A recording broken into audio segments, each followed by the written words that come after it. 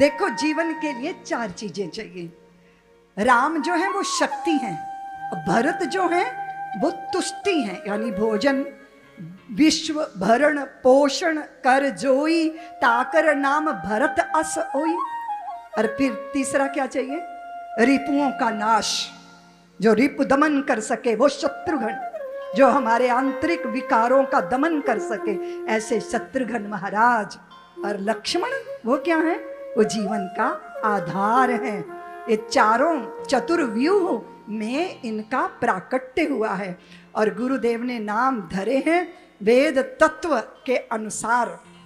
और ये जो है जागृत, स्वप्न, सुषुप्ति और तुरिया, अगर आध्यात्मिक दृष्टि से देखो तब ठाकुर का अद्भुत स्वरूप है।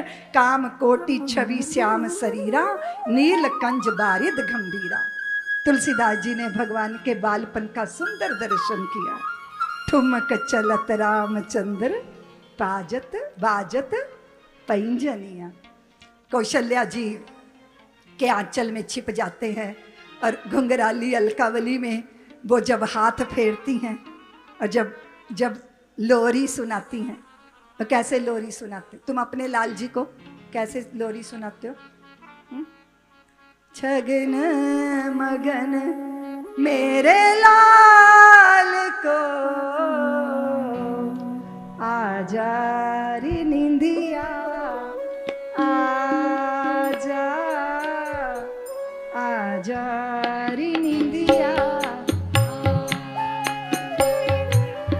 छगन मगन मेरे लाल को, आजा रे निंदिया आजा, आजा रे निंदिया आजा।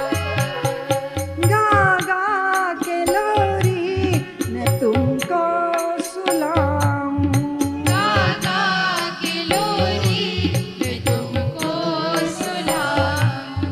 तारों की भाषा मैं तुमको सुनाऊं, तारों की भाषा मैं तुमको सुनाऊं। पूनम के चंदा से लाल को, आजा रे निंदिया आजा, आजा रे निंदिया आजा।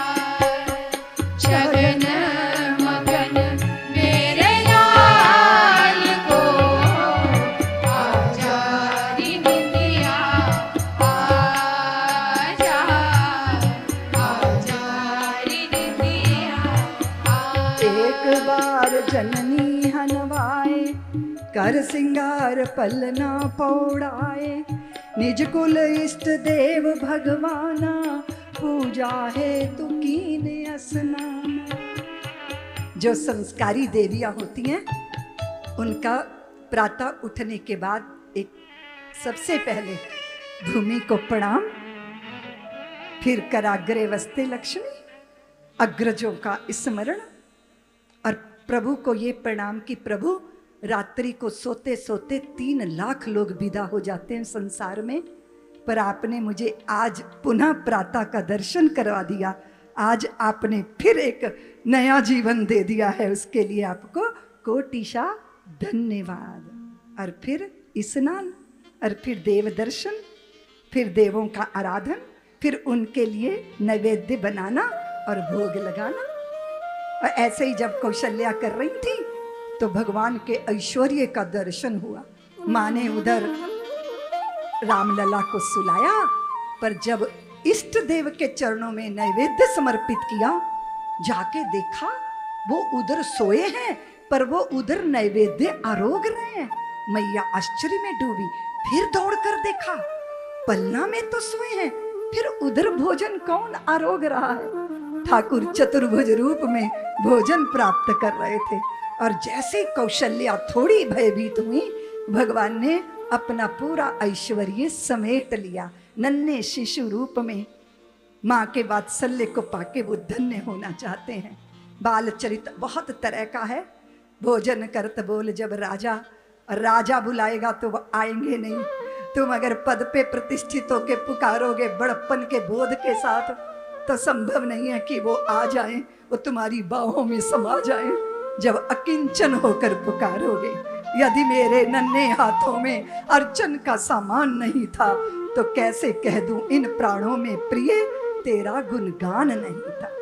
गुरु ग्रह पर्ण चले रघुराई, अल्पकाल विद्या सब पाई। हमारा भारत गुरुकुलों में निर्मित होता है।